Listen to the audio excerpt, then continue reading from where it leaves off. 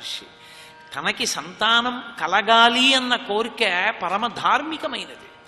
ఆ ధార్మికమైన కోరిక తీరడానికి కౌసల్య అంత కష్టపడింది.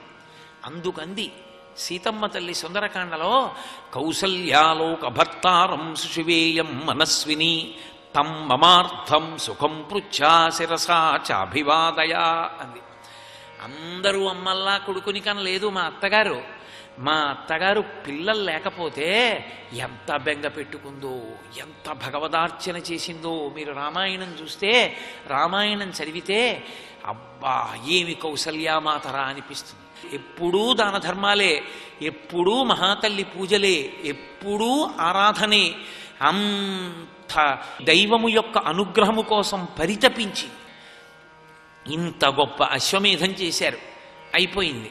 ఇప్పుడు ఋష్యశృంగుడు వచ్చి అన్నాడు, ఇష్టింతేహం కరిష్యామి పుత్రీయాం పుత్రకారణాత్ అధర్వ శిరసి ప్రోక్తై మంత్రై సిద్ధాం విధానతః అన్నాడు. అధర్వ శిరస్సు అనబడేటటువంటి దానిలో ఉన్న కల్పమును ప్రయోగిస్తూ అందులోని మంత్రములతో నేను ఇప్పుడు పుత్రకామేష్టి చేస్తాను. మహారాజా, నువ్వు యజమానిగా పరమ దీక్షతో సుస్థిరమైనటువంటి మనస్సుతో యజమానిగా కూర్చుని హవిస్సునిస్తే సంతసించినటువంటి దేవతలు వాళ్ళు నీ కోర్కె తీర్చడానికి అనువైనటువంటి మార్గాన్ని సూచిస్తారు అన్నాడు. ఆయన ఆ ఇష్టిని ప్రారంభం చేశాడు. ఇష్టి అంటే హోమ ప్రక్రియ యందు దేవతలని ఉద్దేశించి ఆ హవిస్సునిస్తారు. ఆ హవిస్సు పుచ్చుకోవడానికి దేవతలందరూ వచ్చి కూర్చుంటారు యజ్ఞశాలలో. అందుకే యాగశాలకి ప్రదక్షిణం. కారణం ఏమిటంటే అందరూ వచ్చి కూర్చుంటారు. ముందు దేవతలు హవిస్సు తీసుకోవడానికి వచ్చి కూర్చుంటారు. తర్వాత ఒక్కొక్కరి పేరు చెప్పి స్వాహ అంటూ విడిచిపెడితే హవ్యవాహనుడైనటువంటి అగ్నిహోత్రుడు పట్టుకెళ్ళి ఇచ్చిన హవిస్సుని వాళ్ళు స్వీకరిస్తారు. అగ్నిముఖంగా హవిస్సుని దేవతలకి ఇవ్వడం, ప్రీతి పొందినటువంటి దేవతలు మళ్ళీ యజమాని యొక్క కోరిక తీర్చడం. దీని కొరకు అగ్నిని మధ్యలో పెట్టుకుని ధర్మచక్రాన్ని నడపడం. మనమిచ్చిన హవిస్సు దేవతలు తింటారు, దేవతలు వర్షం కురిపిస్తారు. దేవతలు ప్రీతి చెందితే చేసే ఉపకారం ఏమిటంటే వర్షం పడుతుంది. ఆ వర్షం పడితే మనకు అన్నం దొరుకుతుంది. మనం అన్నం తినే ముందు మనకి సమృద్ధి కలిగింది కాబట్టి మళ్ళీ మనం యజ్ఞం చేస్తాం. మళ్ళీ హవిస్సు దేవతలు పొందుతారు. వాళ్ళ ఆకలి తీరి వాళ్ళు వర్షం కురిపిస్తారు. మళ్ళీ మనకి సమృద్ధి. ఇదొక చక్రం. ఆ చక్రం అలా తిరుగుతూనే ఉంటుంది. అందులో ఎక్కడా వైక్లభ్యం రాకూడదు. కాబట్టి దేవతలందరూ వచ్చి కూర్చున్నారు. తతో దేవా సగంధర్వా సిద్ధాశ్చ పరమర్షయ భాగం ప్రతిగ్రహార్థం వై.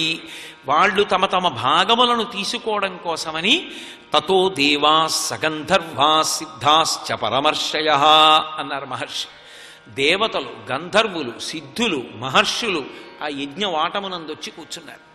ఒక్కొక్కరిని పిలిచి హవిస్సిస్తున్నాడు. ఆ యజ్ఞం పూర్తయింది. ఆ ఇష్టి పుత్రకామేష్టి పూర్తవుతోంది. ఆయన ఆ పుత్రకామేష్టి పూర్తి చేస్తుంటే దుందుభి వంటి కంఠధ్వనితో నల్లని ఎర్రని బట్టలు కట్టుకున్నవాడై పర్వత శిఖరం ఎలా ఉంటుందో అటువంటి స్వరూపంతో ఒక దివ్యమైనటువంటి పురుషుడు ఆ యజ్ఞగుండంలోంచి ఆవిర్భవించి పైకి లేచాడు. ఆయన చేతిలో ఒక బంగారు పాత్ర ఉంది, కలశ. అది పట్టుకుని అన్నాడు, ఇదంతు నృపశార్దూలాపాయసం దైవ నిర్మితం ప్రజాకరం గృహాణత్వం ధన్యమారోగ్యవర్ధనం భార్యాణామనురూపాణాం మస్నీతి ప్రయచ్చవై అన్నాడు. ఓ దశరథ మహారాజా, ఇది ఇదంతు నృపశార్దూలాపాయసం దేవ నిర్మితం. ఇందులో పాయసం ఉంది. ఇది దేవతల చేత తయారు చేయబడింది. ఈ పాయసాన్ని పుచ్చుకున్న వాళ్ళకి ప్రజాకరం సంతానం కలుగుతుంది. గృహాణత్వం ధన్యమారోగ్యవర్ధనం ధన్యత పొందుతారు, ఆరోగ్యము నిలబడుతుంది. అంత గొప్పదైన ఈ పాయస పాత్రని నీ చేతిలో ఉంచున్నాను. నువ్వేం చేస్తావో తెలుసా? భార్యాణాం అనురూపాణాం మస్నీతి ప్రయచ్చవై. నీ యందు అనురక్తలై ఎవరి వలన సంతానమును నువ్వు పొందితే ఆ సంతానము ధార్మికమైన సంతానమని లోకము కీర్తించి నువ్వు పితృరం నుంచి విముక్తుడవుతావో, వంశం నిలబడిందన్న సంతోషం నీకు ఉంటుందో అటువంటి క్షేత్రముల యందు నువ్వు ఈ పాయసాన్ని పంచిపెట్టు అన్నాడు. వెంటనే కౌసల్యకి, సుమిత్రకి, కైకేయికి పాయసాన్ని పంచిపెట్టాడు. ముగ్గురు పత్నులు పాయసాన్నం స్వీకరించారు. సంతోషంగా అంతఃపురానికి తిరిగి వచ్చారు. ఎంత సంతోషంగా ఉన్నాడో ఇప్పుడు దశరథ మహారాజు. ఇంతకుముందు ఏది లేదో అదొక్కటి ఇప్పుడు కలుగుతోంది. ఇప్పుడు ఆయన ఆనందానికి అవధి లేదు. తతశ్చద్వాదశే మాసే చైత్రే నామమికే తిథౌ నక్షత్రేది దైవత్యేసోచ్చ సంస్థేషు పంచషు గ్రహేషు కర్కటే లగ్నే వక్పతాం బిందునా సహ ప్రోద్యమానే జగన్నాథం సర్వలోక నమస్కృతం అంటారు. ఆయన మహానుభావుడైనటువంటి రామచంద్రమూర్తి కౌసల్యాగర్భంలో పెద్దవాడిగా పునర్వసు నక్షత్రంలో కర్కాటక లగ్నంలో చైత్రమాసంలో శుక్లపక్షంలో నవమి తిథి నాడు శుక్రాశని మొదలైనటువంటి 5 గ్రహములు ఉచ్ఛలో ఉండగా మిట్ట మధ్యాహ్నం వేళ ఆవిర్భవించాడు. సర్వలోక నమస్కృతం, అన్ని లోకముల చేత నమస్కరింపబడవలసినటువంటి జగన్నాథుడైనటువంటి శ్రీ మహావిష్ణువు రామచంద్రమూర్తి అన్న పేరుతో చిన్న ప్రాకృతమైనటువంటి బాలుడిగా ఆ కౌసల్యాగర్భము నుండి జన్మించాడు. పుష్యే జాతస్తు భరతో మీనలగ్నే ప్రసన్నధీహి. పుష్యమీ నక్షత్రంలో మీనలగ్నంలో కైకమ్మకి భరతుడు జన్మించాడు. రాముడి తర్వాత పెద్దవాడు భరతుడు, అందుకని యువరాజు భరతుడు తప్ప లక్ష్మణుడు కాడు. లక్ష్మణుడు యువరాజు అనుకుంటే అది పొరపాటు. లక్ష్మణుడు యువరాజు కాదు, భరతుడు యువరాజు. కాబట్టి మీనలగ్నే ప్రసన్నధీహి. ఆ తర్వాత ఆశ్లేష నక్షత్రంలో లక్ష్మణ శత్రుఘ్నులు ఇద్దరూ కూడా చాలా గొప్పది మహాతల్లి సుమిత్రాదేవికి కుమారులుగా జన్మించారు. ఇప్పుడు 4 కుమారులు 4 ఉయ్యాలలో చూసుకున్నట్ట దశరథ మహారాజు. 4 బాహువులతో ఉన్న శ్రీ మహావిష్ణువు ఎలా సంతోషిస్తాడో అలా సంతోషాన్ని పొందాడు. ఒక తండ్రి ఆనందం అంటే ఏమిటో చెప్పారు మహర్షి. తన కొడుకు తనకి బాహువు, చిన్నతనంలో తన వేలిచ్చి నడిపిస్తాడు, చెయ్యి పట్టి నడిపిస్తాడు.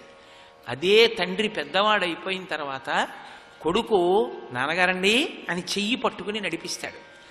ఐశ్వర్యములలోకెల్లా ఐశ్వర్యం ఏది అంటే పుత్రగాత్ర పరిష్వంగం. ఎంత బాధలో ఉన్నా ఆ కొడుకు కనపడేటప్పటికీ వాణ్ణి కౌగిలించుకుంటే తండ్రి ఎంత తృప్తిని పొందుతాడో, ఎంత ఆనందాన్ని పొందుతాడో. అందుకే వృద్ధాప్యం వచ్చిన తరువాత ఒక్క చూరు కింద ఒక ఇంట్లో తండ్రి కొడుకు కలిసి ఉండడం అది లభించమంటే లభించే ఐశ్వర్యం కాదు. ధర్మం తెలుసున్న వాళ్ళు కొడుకు నుంచి దూరంగా ఉండడానికి ఇష్టపడరు.